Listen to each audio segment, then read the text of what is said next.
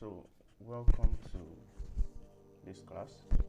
In this lecture, I'll be talking about what is Forex, and I'll be explaining to us what Forex is and every other thing you need to know about Forex. So, I will actually try to broaden your knowledge about Forex. Okay, so quite simply, Forex is the global financial market that allows you to trade currency. So it's a global market, like it's something that is worldwide. It's not restricted to a particular territory or region or country. So it's worldwide, it's global. Now, the way profit is made in Forex is by speculating. And when I say speculating, I mean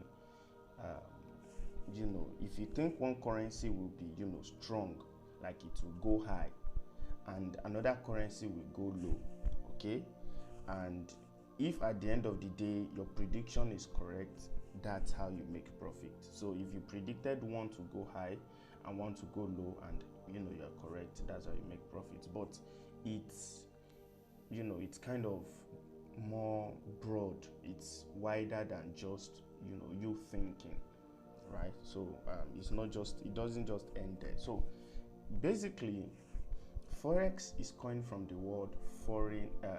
Forex is a combination of two words, foreign and exchange. Okay, so you are foreign. Now, if we break the words down, foreign means something that is not from within, something that is not internal, something external. And then exchange is transactions. When you transact between one or two people, two or more people rather, that's exchange. So when we bring the two words together, foreign exchange means the transactions between external entities. In other words, foreign entities. So when you are transacting, let's say for example, there are you are in a country and then you are transacting currencies that is still the same. Let's say for example you're in the US dollar and then you are transacting in US dollar. You have not engaged in foreign exchange. But imagine if you're in the United States and you're going to the Canada, and then you have to switch your United States dollar to Canadian dollar. That way you have engaged in foreign exchange. So the analogy we can use here is, let's assume you are traveling to a country. Let's say I'm going to use this box as your current country, and I'm going to use this second box here as the country you are traveling to. Okay, and this your country, let's assume you are in United States, and the currency they spend in the United States is US dollar, right? So if you cannot spend any currency in the United States apart from the United States dollars. Okay, the only legal tender is the United States dollar. And similarly in Canada, you can't spend any other currency than the Canadian dollar.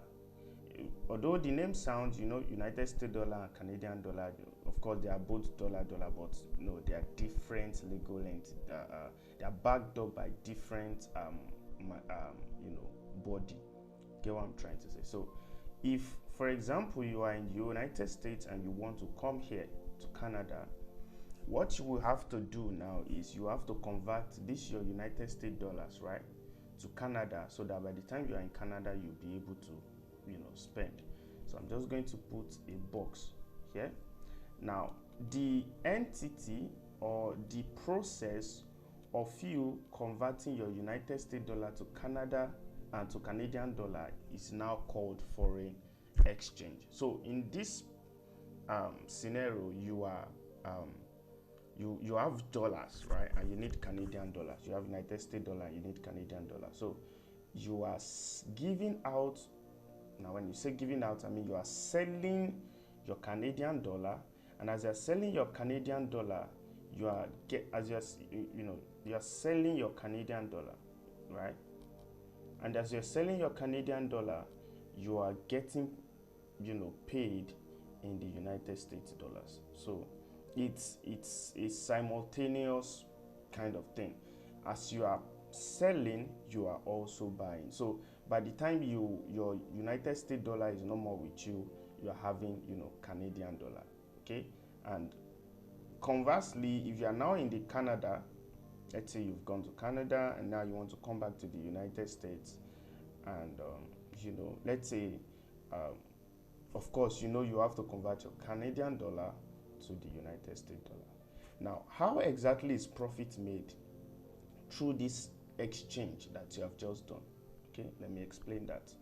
Now, let's assume that, of course, if you go to the market and you want to buy tomatoes, they can tell you, the person who's selling the tomatoes can tell you that, probably for $1, you get 10 pieces of tomatoes. Now, that means for $1, you get 10 pieces of tomatoes. So if you need 20 pieces, you have to pay $2.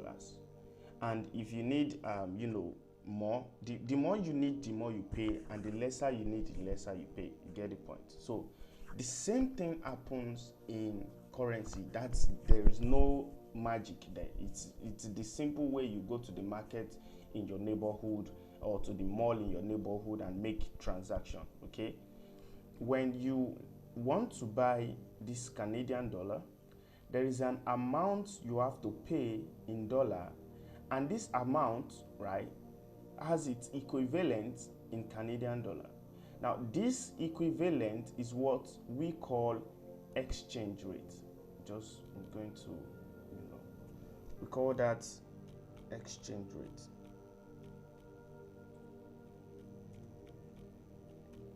Okay, so anytime I say exchange rate now, you should know that it is the price of one currency in exchange for another. That's the amount you have to pay for one currency to get another. So let's use an analogy now. Let's assume that for $1, you get let me zoom that in so we can see that. For $1, I'm just going to make that a little bit bold so that it won't be boring. Okay, yeah, good. So for $1, you get 5 Canadian dollars. Okay, so for every $1 you spend, you are getting 5 Canadian dollars. So if we do the multiplication, right? If you do the addition, if you are giving $2, you are getting 5 Canadian dollars. If you give, let's say $10, that means you'll be getting 50 Canadian dollars. Now, remember, I want to explain how profit is made in this market, right? So now, let's say you are traveling January, and you exchange your $1, and you got 5 Canadian dollars for that, and then you come over to Canada, and perhaps you didn't spend this $5 that you got. You didn't spend it at all. And of course, we know that prices of commodities change. Same thing for currency. The prices of currencies aren't stagnant in relation to other currencies. It's like commodity, like I told you. The way commodities prices changes in relation to the currency is the same way currency changes in relation to each other. I hope you get it. So today you might go to the market, to the mall, and one currency might be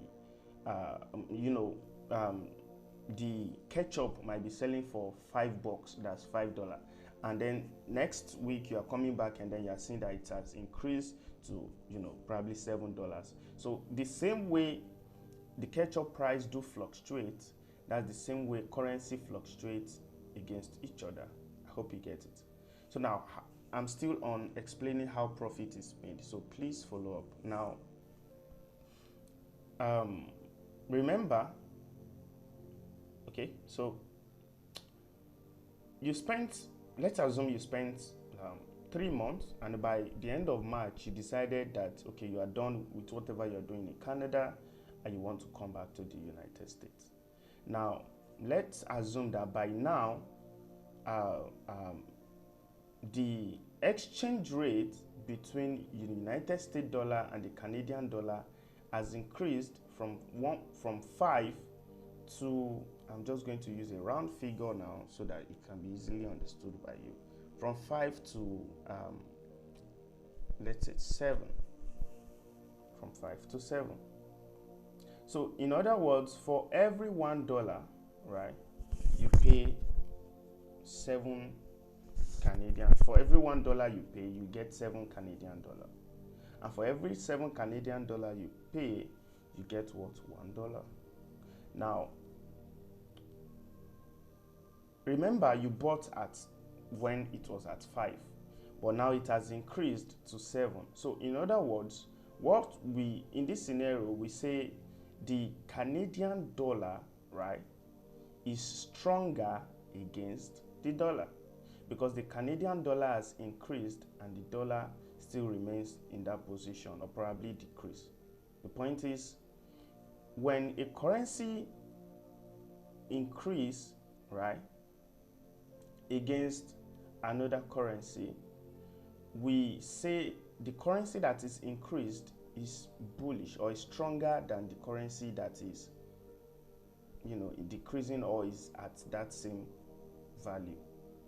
And when it is decreasing, we say that it is, weaker against the other one. So now, for you to get $1, now remember you bought at 5 Canadian dollar. Now you have to find a way to get 2 additional, Canadian dollar so that you can get $1. But if you are unable to get, the 2 additional, Canadian dollar, you have only 5. You haven't touched it. So if you are unable to get it, you now have to. Now it's the exchange rate will now be converted to US dollar for you. So now you'll be getting 0 point something dollar instead of $1. Now, in a scenario whereby while you were holding onto your Canadian dollar, right, instead from 5, the Canadian dollar got to, let's say, 2. From 5, remember you bought at 5, and now for every $1 you need, you just need to pay 2 Canadian dollar. Okay, in this scenario, we say that the Canadian dollar is getting stronger against the United States dollar. Okay, don't confuse it. When you see a currency increasing against another currency, it means this currency that is increasing is getting weaker. But when you see a currency decreasing against another currency, this currency that is decreasing is becoming stronger. Okay, so increase equals weakness, decrease equals strength. Now, when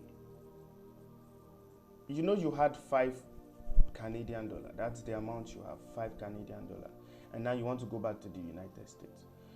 Now, if you want to convert your Canadian dollar to United States dollar, or your $5 will be giving you 2.5, your 5 Canadian dollar. Now, how many 2 can we get from 5? That is 2, right? And then the 1 on top of that 5 that is left out will be 0.5. So your 5 Canadian dollar that you have at this exchange rate can give you $2.5. Okay, so in simple terms, currency fluctuates against each other, and this fluctuation is known as exchange rate. So imagine buying Canadian dollar when it was 5, when it was $1 to 5 Canadian dollar, and now you are selling it when it is $2. So now you are buying high. What's it called now? In terms of relating the relation, right? You are selling your dollar high. When Canadian dollar was high, you are selling your dollar, right? When the Canadian dollar was at $5, you were selling it, and that's the high price there. and now you want to buy your dollar back, you are buying it low. So that's where the concept of sell high, buy low comes from. Remember, the first currency you had was the United States dollar, and you bought it when it was at 5. You bought Canadian dollar with it when Canadian dollar was at 5, and now you're selling it back when it is at 2. So you are selling your United States dollar high from 5, and then you are buying it back from 2. So how much profit have you made? 2 minus 5, that's 3. So you have made 3 extra Canadian dollar profit. That's how the whole process of the forex wherever works. Okay, so in the next video I'll be talking about I'll be giving us more details on forex, and I'll be explaining